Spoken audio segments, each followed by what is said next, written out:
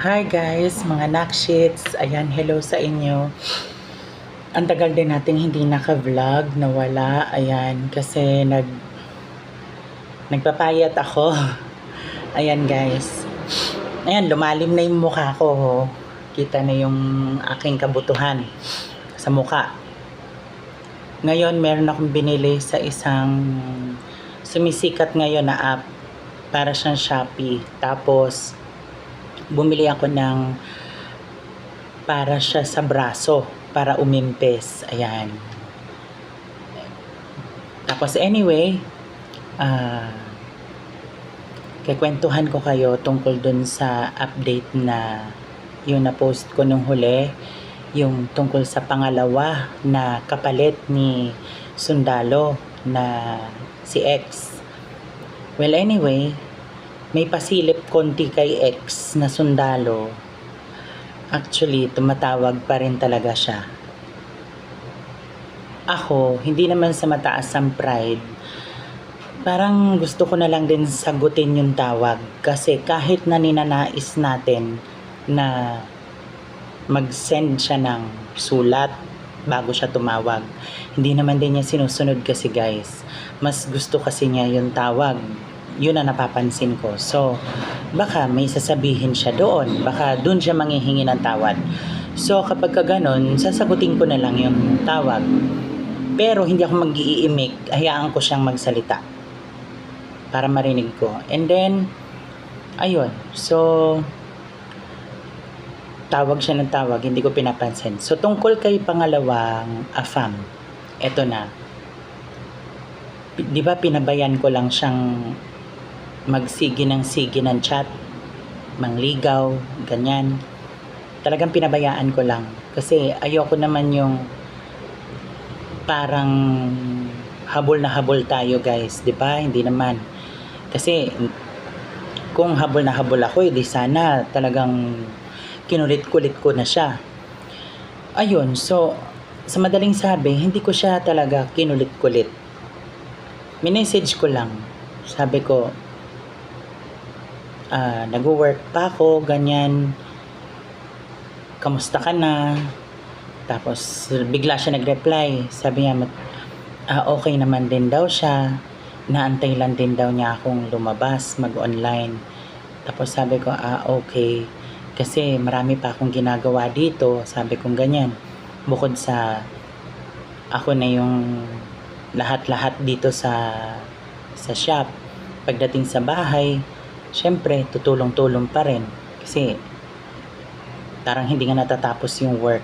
So, medyo haggard-haggard. And tinatry nating maging fresh. And, ayun, yun ang sabi ko sa kanya. Sagot naman din niya, ganun din daw siya. Pagkatapos niya mag-work, kasi meron siyang parang construction na kumpanya. Tapos, medyo maraming inaayos, maraming dapat asikasuhin daw. So, sabi ko, okay. Sabi ko, maganda yan. So, fast forward, kaninang umaga, basta ganun ang ginagawa ko guys. Pasundot-sundot lang ako ng chat. Hindi tayo nagmayat-maya, nagpanay-panay ng chat, hindi. So, nung sinundutan ko siya ulit ng chat, sabi ko, andito na ako sa shop. Sabi ko, good evening sa'yo. Dito, good morning. Kamusta ka na? Siguro patulog ka na. Kasi yung oras mo dyan, malapit ng maging late ng evening. Dito naman, mag-aalas 8 na ng umaga, mag-open na ako. Bigla siya nag-reply. Sabi niya, my love, I'm going to sleep and I'm so sorry if sometimes I wasn't able to chat you. I'm so busy. But it's okay. At least I'm telling you. So nagulat ako. Sabi ko, ay, ibang-iba. Sabi ko, ibang-iba to kay X. Kasi may paliwanag talaga siya. 'Di ba? Yung parang nag-sorry. Tapos ano pang sabi niya? If I'm not chatting you sometimes because I'm very busy with my construction firm, ganyan-ganyan. Tapos biglang may explanation. But it doesn't mean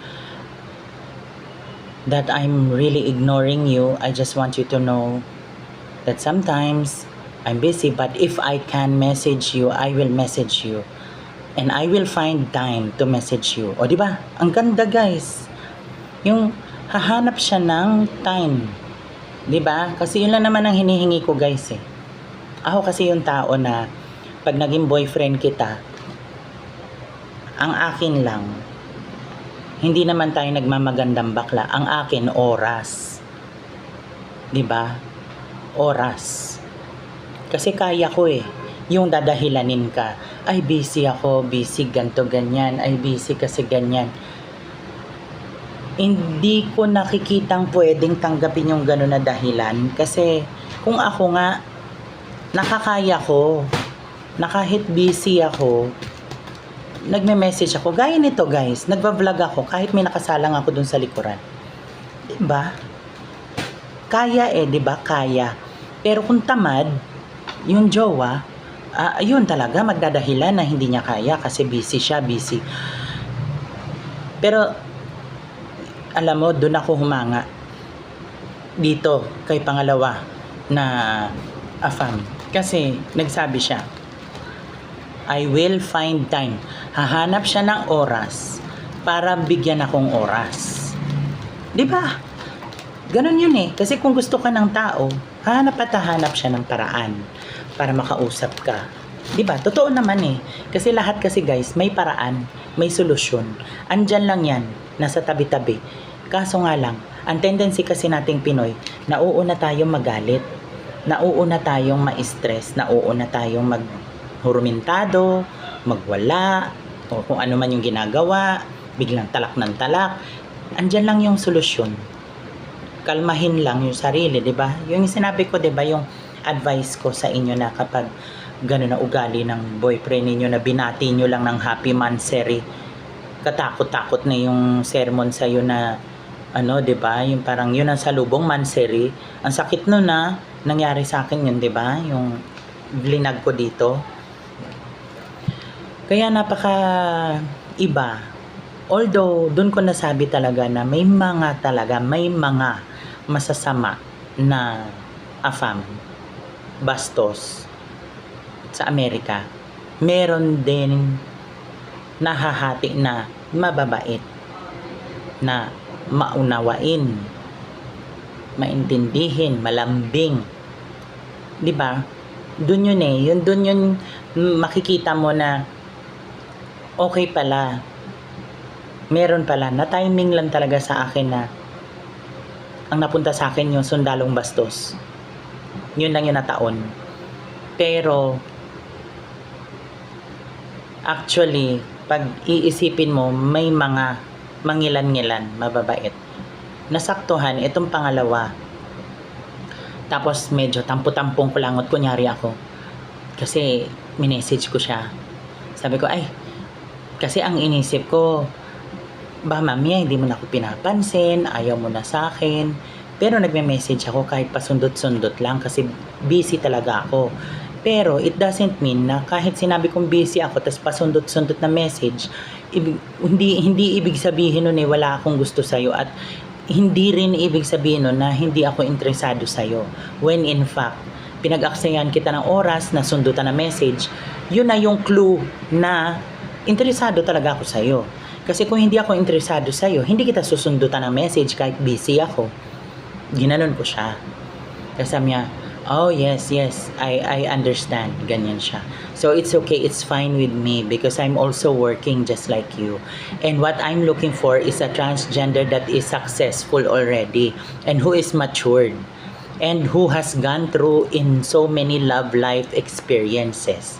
So mas nagustuhan daw niya yung ang dami ko nang naranasan sa love life na experience na mga hurts, masaya man, biglang may hurt. Yan, tapos ang edad ko pa 41. Doon lalo siya, tapos successful in a way na tayo ng negosyo na ganito, laundry. Bali actually kay nanay ko to. Tapos ang sabi ni nanay, kasi ako daw yung nag-aasikaso, ako daw lahat ang gumagawa dito, ako daw nagmamalasakit, yung mga ganon. ang sabi nila sa akin daw mapupunta. Pero ang sagot ko sa kanila, hindi ko habol yan. Kasi kung pag-aawayan lang din ng magkakapatid, hindi na ako makikihati kung ano man. Yun ang sabi ko. Mas gusto ko na yung manahimik lang ako, na kontento ako kung ano yung meron ako. Hindi na ako hahangad ng mga yaman, ganyan. So yun din yung nasabi ko kay Kano, na in a successful in a way na I have this business that I manage it. Sabi ko, it doesn't mean that I'm so rich. No, I also experience the hardships of life. Sabi ko, because having this business, it's not always Christmas. It's so hard to find customers. Sabi ko, hindi araw-araw Pasko dahil ang hirap ng customer. Minsan may araw na matumal, minsan may araw din naman na okay. Ganun talaga, kasi kapag nagnenegosyo ka, isusugal mo talaga lahat. So yun ang sabi ko sa kanya. Tapos then after nun, sabi niya sa akin, sige, nag-gets naman daw niya ako, ganyan-ganyan. So sabi ko, okay, so okay na tayo, ganyan. So okay naman daw siya, ganyan. And then dumating yung kanina, yung tanghali, bigla siya nag-chat na I'm going to sleep now because I have work tomorrow. Tapos nagtaka ko, linggo. Tapos inisip ko, baka siguro may project.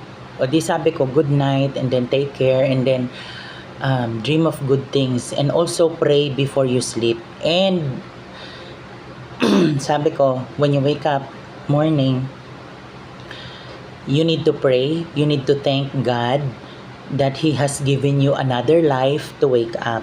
Kumbaga sa Tagalog, pagising mo sa umaga, magdasal ka, magpasalamat ka sa Panginoon dahil binigyan ka pa niya ng pagkakataong gumising pa. Kasi yung iba, hindi na nakakagising. 'Di ba? Kaya dapat magpasalamat na nakakagising pa tayo. Kaya ngayon sinasabi ko, 'di ba? Every gising is another blessing. O 'di ba? Maganda, 'di ba? Yun yung sinabi ko sa kanya, na every time you wake up, all you have to do before you fix the bed, before you fix yourself, you need to pray to God, to thank Him that you still have another life to see the beauty of the world. And you need to thank Him that you woke up again for another day. 'Di ba? Yung parang yun ang pasalamatan mo sa Panginoon, yun ang sabi ko. Tas sabi niya ganun, if all transgenders are just like you, the way you think and the way you are right now, sabi ko, iba-iba kasi kami ng atake, sabi ko, not all transgenders are alike. We are made different. Sabi ko ganyan. Tas sabi niya, okay. Sabi ko, okay, enough talking because you need to sleep. It's really late at night. Sabi ko ganyan. So, I need to tuck you in bed. Good night and love, love, love. And I'll see you tomorrow morning. Yun ang sabi ko sa kanya. Tapos yun, nagsabi din siya na love, love, love, ganyan, ganyan. So, ayun na. Ngayon, nung na-realize ko, napahinto ako guys, habang naglalaba, bigla na lang tumululuha ko. Kasi, sabi ko, sana noon ko pa pala ito nakilala, na hindi ko nakilala dapat yung pinakauna kong ex for 11 years. Yung dinaig namin, yung Katnil, yung ni isang saglit, ni isang buwan, ni isang araw, ni hindi man lang dumalaw dito, inabot 11 years. Sinabayan namin yung Katnil hanggang sa maghiwalay. 'Di ba?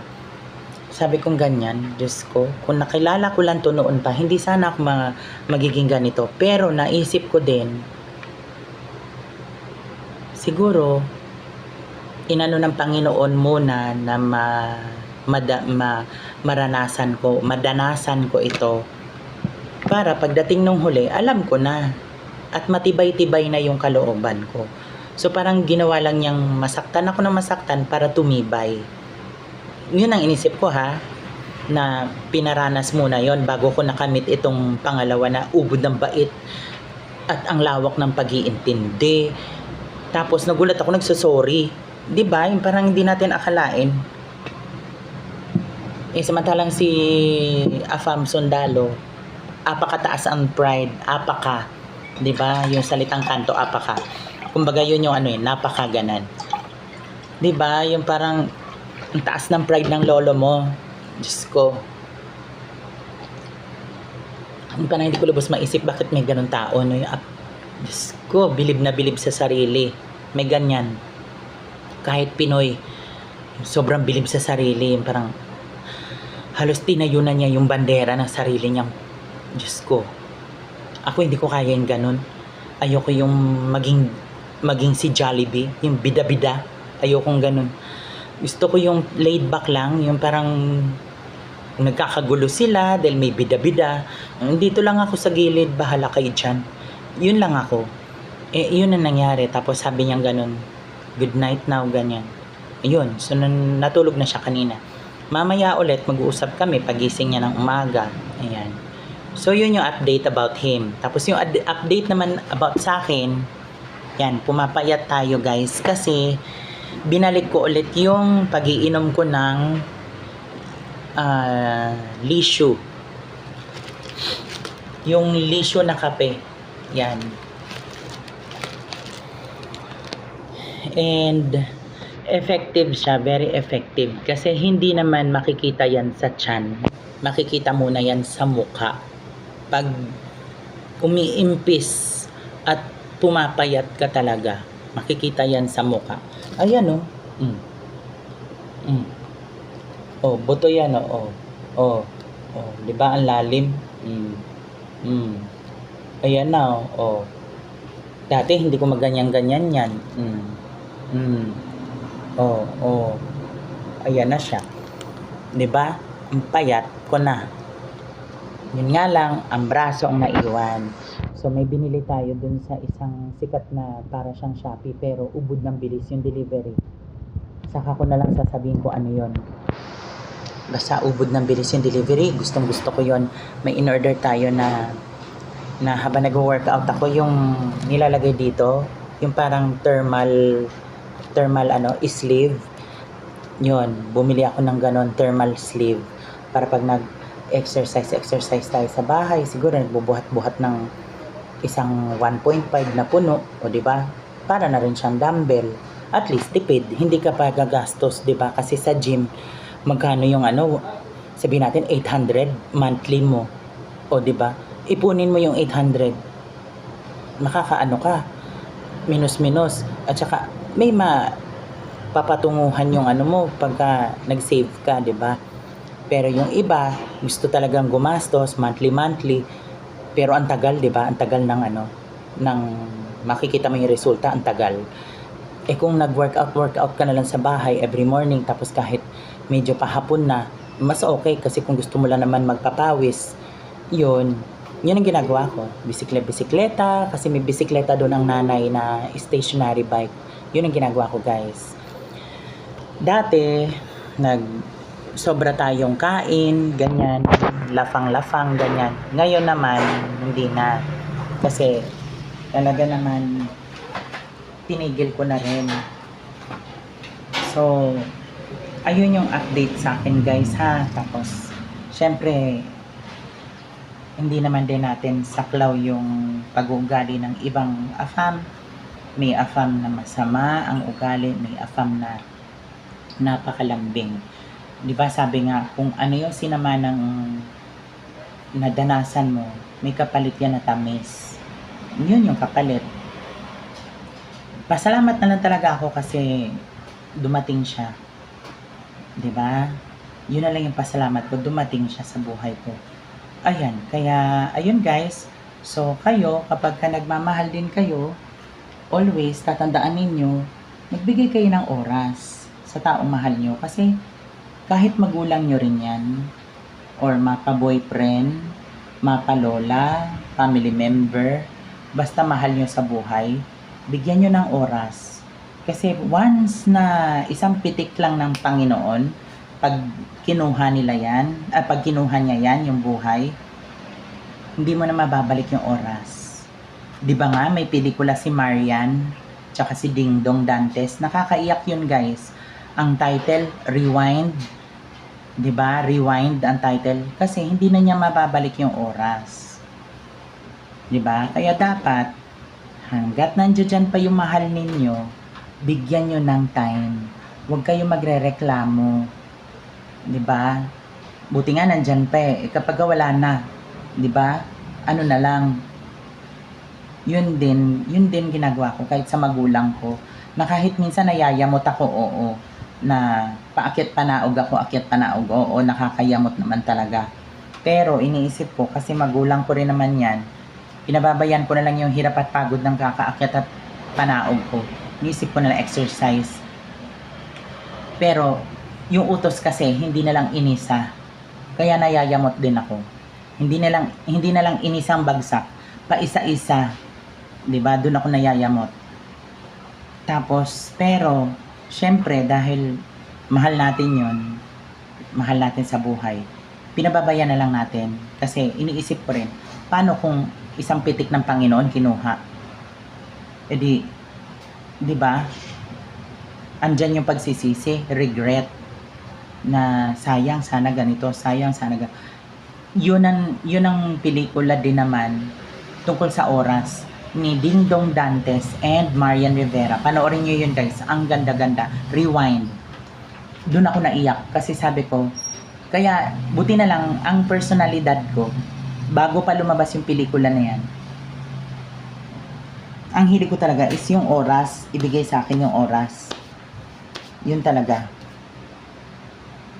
Kasi oras ang ano ko dyan eh. Kasi 'di ba meron akong oras na inaano sa mga mahal sa buhay na afam.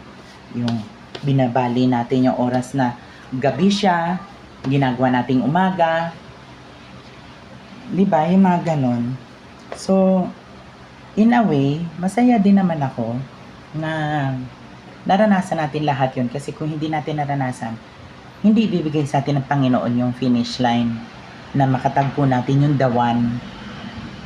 Sipin nyo sa tanang buhay ko, naghanap ako ng the one mula grade 6. Hindi ko naranasan na magkaroon ng boyfriend kasi nga syempre lalaking lalaki tayo, grade 6, hello, di tayo babaihan yung itsura. Ngayon na lang siguro kumalma-kalma yung mukha natin. Ayun, so ngayon ko lang talaga naranasan na meron pala talaga na pinanganak para sa'yo. Pero sana, syempre pinagdadasal ko na sana gabayan pa rin kami ng Panginoon na hindi kami mag-away ng mahal kong yan, yung pangalawang afam. Kasi, di ba, yun ang maganda doon guys, na pag nagkakaroon kayo ng relasyon, ilagay nyo rin sa gitna ng relasyon nyo ang Panginoon. Para nagagabayan ng Panginoon yung love life ninyo. Ayun, yun lang ginagawa ko. Kung ano lang din yung ina-advise ko sa inyo, yan din ginagawa ko guys. Never ako nag-advise na hindi ko ginagawa. Yan, yun ang maganda. Tapos, in terms naman sa pagjejeta, ayan. Huwag ka nang kumain ng gabi hanggang umaga. Tubig sa gabi. Pagdating ng umaga, magkape. Yun lang. Pwede ka naman kumain din. Huwag lang sa gabi.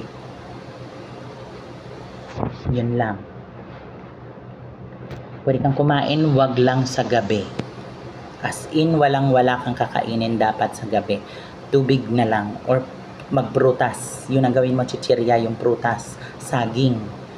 Yun lang. Yun lang. So, yun lang guys, yung ating update for today. Yan.